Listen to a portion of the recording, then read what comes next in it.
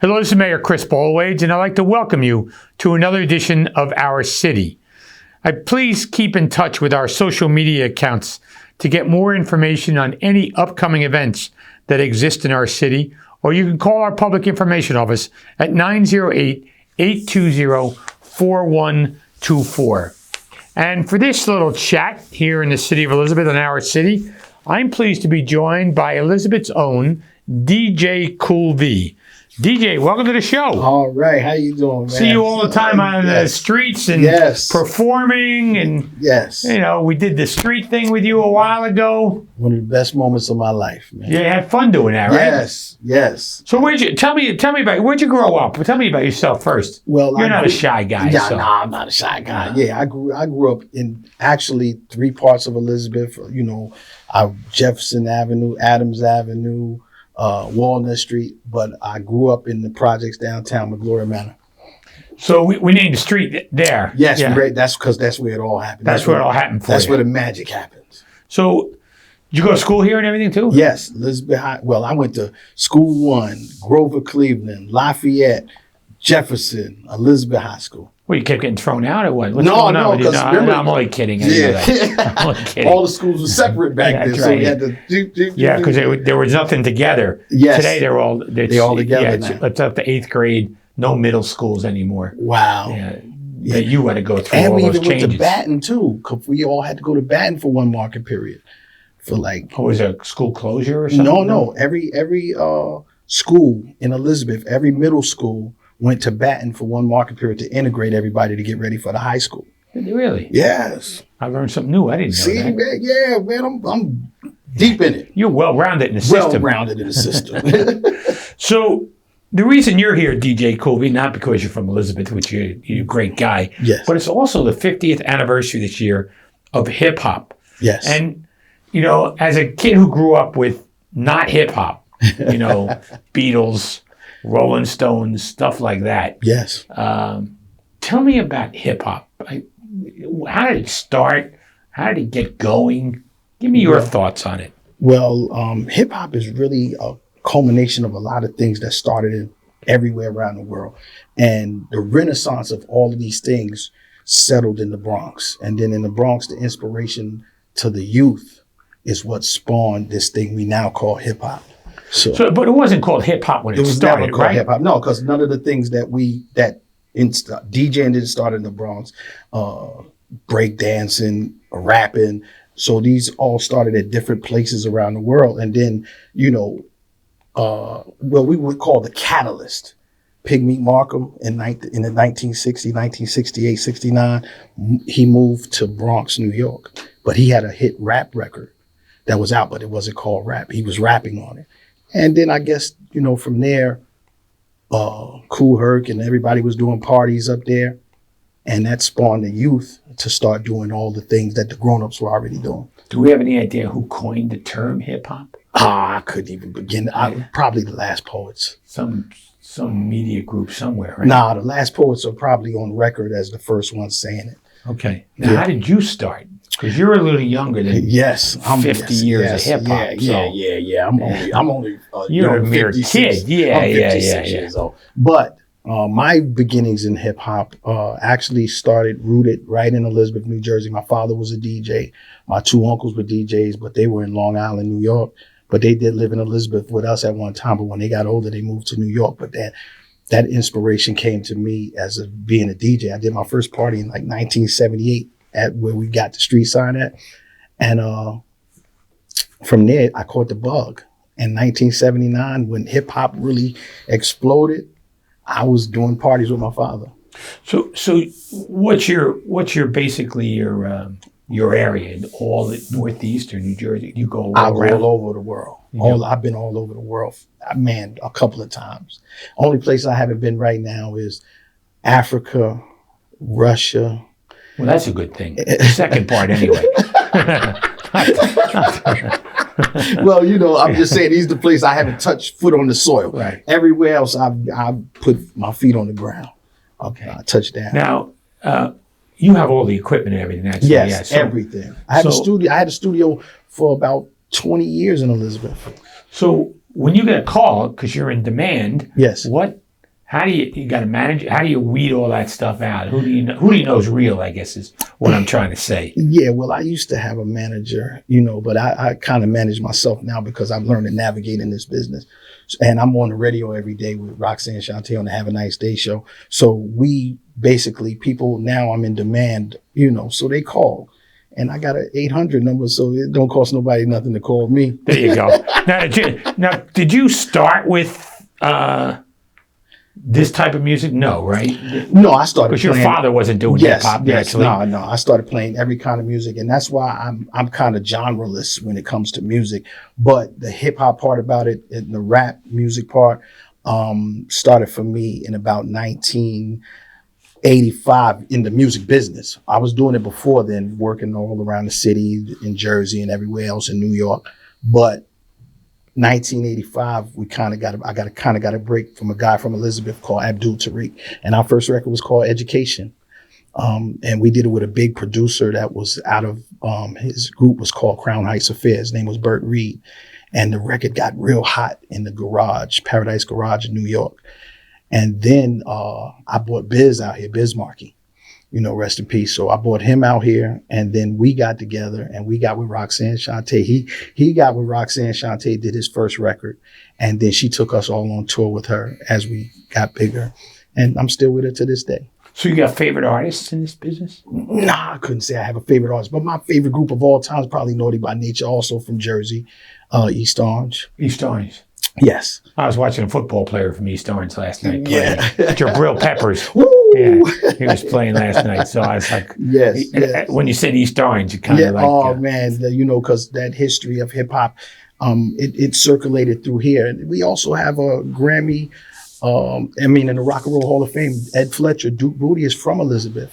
He wrote The Message. Jefferson and Anna, right there. Yeah, I was. His parents were big supporters. Invited me in their home many, many times back in the 70s and 80s. His father is the one that kept me on the right path. Mr. Fletcher was my truant officer in Cleveland.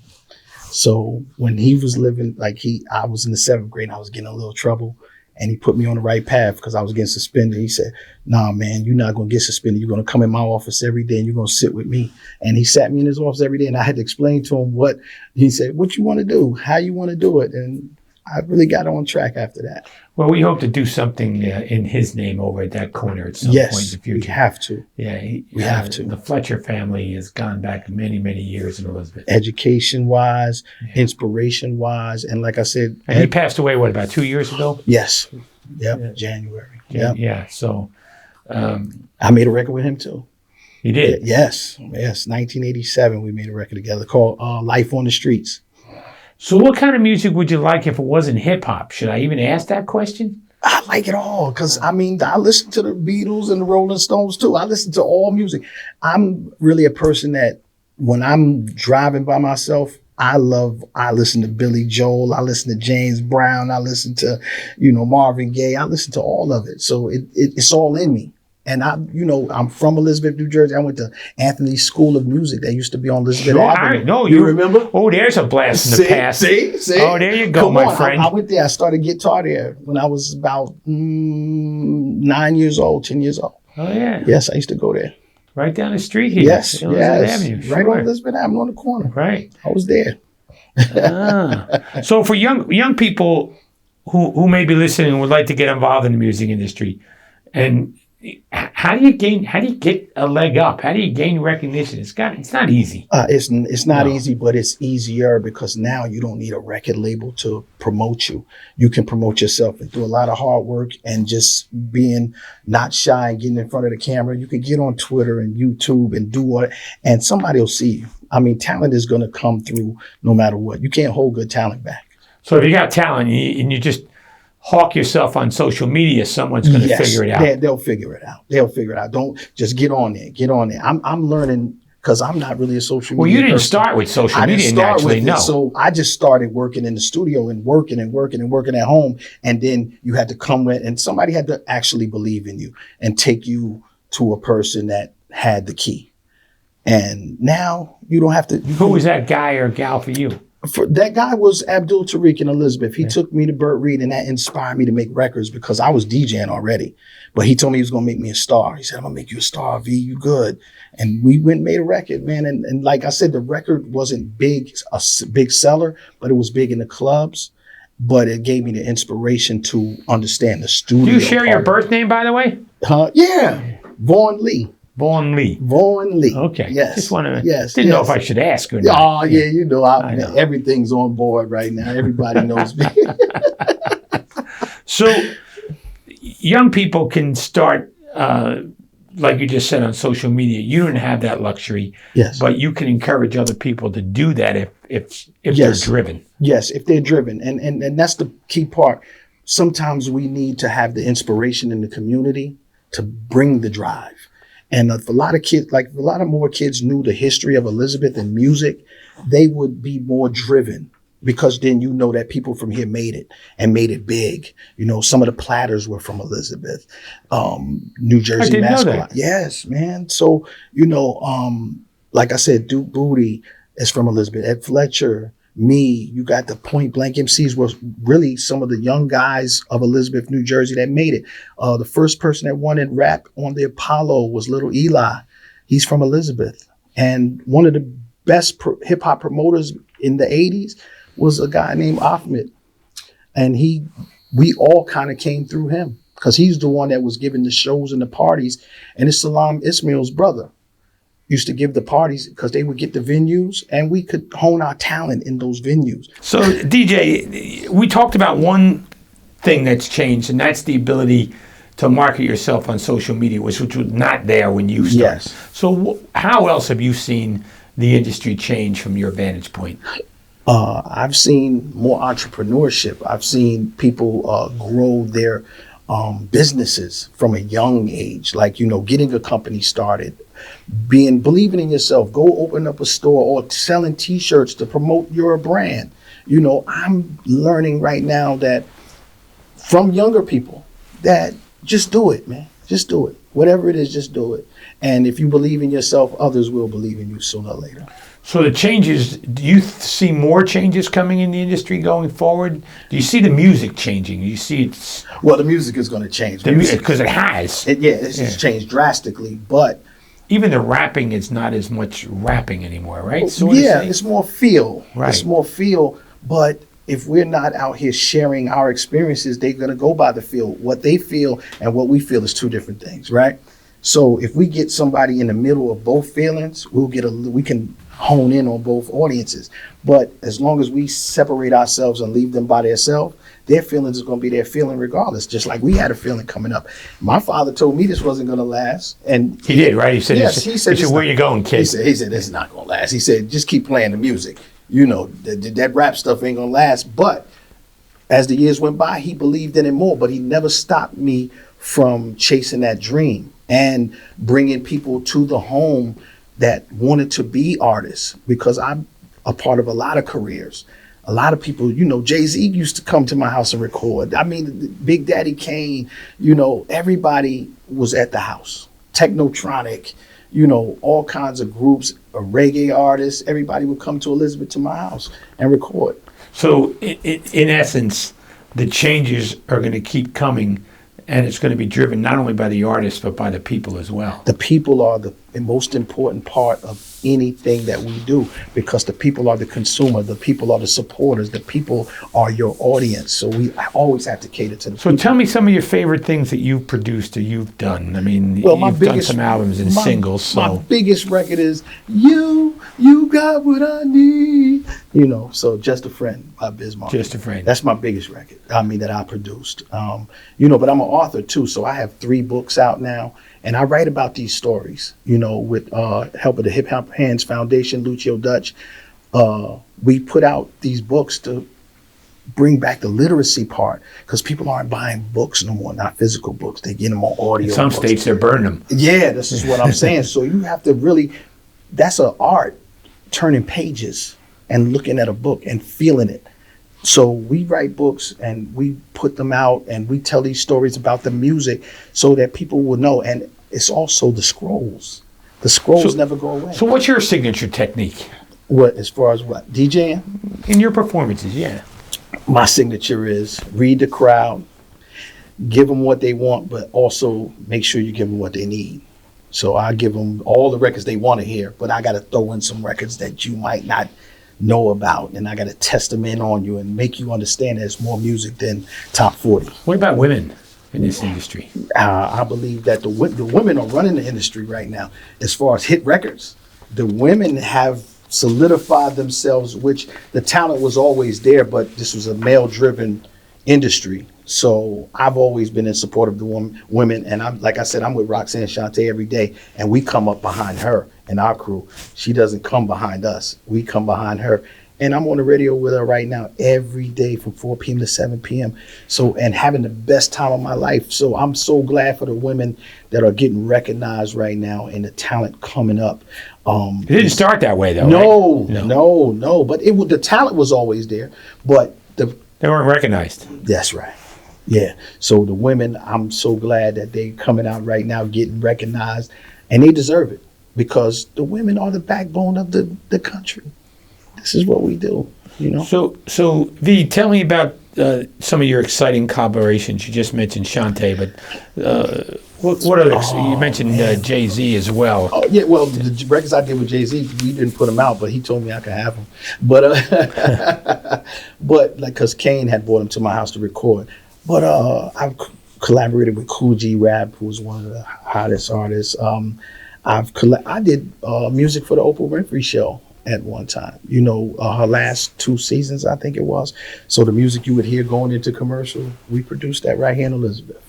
So V, we talked about the street named in your honor. What other awards or recognition have you received throughout your career? A lot of gold and platinum plaques, and you know, right now it's just to be able to, after almost 38 years in the business, to still come somewhere and people know your name. It's hard to have a long-lasting career, and the younger people still take to you, because I teach at NJPAC. I'm also an artist teacher, so I teach the kids, but I teach them hip hop. But I said, listen, I'm going to show you how to apply it to your life. So that's my collaboration right now is with the children, man, the kids. That's got to be a great. That's the best collaboration, because your legacy is through them. Can you recognize early in somebody who might grow? Yes. Yeah. You hear it. You hear it. You once you hear it, you can't unhear it. So you've hosted many community events in our city. Yes. And other local towns. Tell us about what you're hosting and how that, besides helping the kids. Oh, well, you know, in Elizabeth, of course, I have the Family Fun Day. We're going to get back to that, and we're doing the All Cancer Walk coming up in 2024. So we're already talking about that. We're planning that. And the reason why we say all cancer is because we want to stop separating how we heal. We want to heal together. Everybody, this cancer, that cancer, we all are suffering from cancer, whether it's personally or indirectly. Somebody in your family is affected. So we want to do the All Cancer Walk in Elizabeth. And we're going to do that, and it's going to be a staple here, man. And I do the Soul House festivals in Union, the Juneteenth festival in Elizabeth I did this year. I also did it in Union too, with the Hip Hop 50 celebration. So I'm going to produce more shows, put more things in the community. But like I said, we're going to do book bag drives. We're going to teach the youth, because they're the future. So how does the fan base react with you? I mean, how do you interact? They love me. Of course they do. Because I mean, I'd be really shy. I was stunned if you didn't say that. I used to be on Yo Gabba Gabba for about 8 years. We had a touring thing in, you know, the Yo Gabba Gabba TV show with the kids. So we used to take it around the country, And like I said, I love being out there with the children, man. But the parents bring the children to the parties. So we used to party together. So it was a big thing, man. Big shout out to Yo Gabba Gabba too, DJ Lance Rock, everybody, man. All the I'm getting a hell of an education here. Yes, you man, know that, yes, don't you? Yes. Yo Gabba Gabba was maybe the biggest thing that I've understood how the generations need to be together. That's the best probably collaboration. Man, they let us be a part of that, and that was just life changing. Life changing. We went all around the world, Australia, went everywhere with Yo Gabba Gabba. The arrangements just to travel must have been phenomenal. So you told us about growing up in Elizabeth. Yes. You told us about your father being a mentor and a leader and Yes. somebody shaped your community. And you told us about Mr. Fletcher. Yes. So who else was helpful in your musical development during your childhood? Oh man, all the DJs, man. Like I said, Ahmed, for promoting these parties in Elizabeth. If he didn't promote those parties for the youth, because I was already DJing in bars and everything with my father, so weddings and all of these things, that's cool. But as a kid, you want to DJ for your fan base, your group. You want to gain fans and recognition. So those parties really started me here. And like I said, Ahmed and a couple other people, but DJs, rest in peace to DJ Neil, who would come down and do block parties like I do. That's where I get it from. DJ Neil used to come do the block parties down in our projects, and everybody would come together at least twice a year for those block parties. And that's why I get to give them right now, because I was inspired by that. And that's why I try to say, you never know how far inspiration goes, because that's what people remember. When you made them feel good, that's it. DJ, I got to thank you for being on the show. And you collectively continue to inspire young people. And that's, Yes. Artistically. I'm still young in here. Well, you look good, man. I mean, where are you living now? Oh, man, I'm living in Scotch Plains, and I still stay in Elizabeth, far. too. Yeah. Yeah, I still stay in Elizabeth, too. Yeah, come here once in a while. Yes, right? yes. And before we even go, I want to thank you, because when my father passed away, you did come to the funeral, and I really appreciate that. You and Carlos Torres and Patricia Perkins, Councilwoman at Large. Like, that's big for me.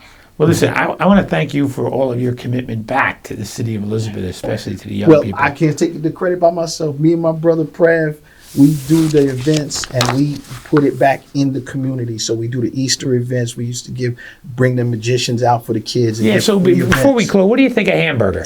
I love Hamburger. You do? Yes, he's part of that thing with Ahmed and all I know. I know. So Hamburger, man. I keep good asking guy, him when he great guy. performs so we'd come watch him. He won't tell me. Yeah, we actually did a show a couple years ago, and he did one in Springfield at the Comedy Club. Yes, but we did one at Caroline's, right? And I said, "Yo, Hamburger, this is the first time we ever performed together. We know each other our whole lives. I know. We know that he grew up around the corner from me. 40-something years. Yeah, he's around the corner from me. But him and Derek Fox, used to do. I know Derek. Yeah. We still talk. Yes, and so we all grew up with each other. I played football with Derek, so in Elizabeth, I'm part of the whole youth sports movement because I was a PAL star. So one story about Alonzo Hamburger Jones. Yes. I'm in Miami, and I meet Jamie Foxx. And I mentioned Hamburger to him, and Jamie said, we did shows together in New Jersey. Yes. So I called Alonzo. You know what Alonzo did? What? He was too busy to talk to Jamie Foxx. I said, Jamie Foxx is a big deal, right? Yeah, a great big deal. Yeah. Yes, Jamie's a good guy. But Alonzo was too busy to talk to him. Oh, no, he's not. Hamburger. Nah, Yeah, that's what Hamburger's funny. You call Hamburger. Hamburger. I want to thank you for joining us here. Thank you for having me, man. Hopefully it ain't the last time we get up here and talk about anything you want to talk about. Thank you. I want to thank Mr. Vaughn Lee, known as DJ Cool V, for coming back to the city of Elizabeth, sharing some of his success stories, as well as continuing to give back to our community. On behalf of DJ Cool V, I'm Mayor Chris Bollwage. We'll see you again on another edition of Our City.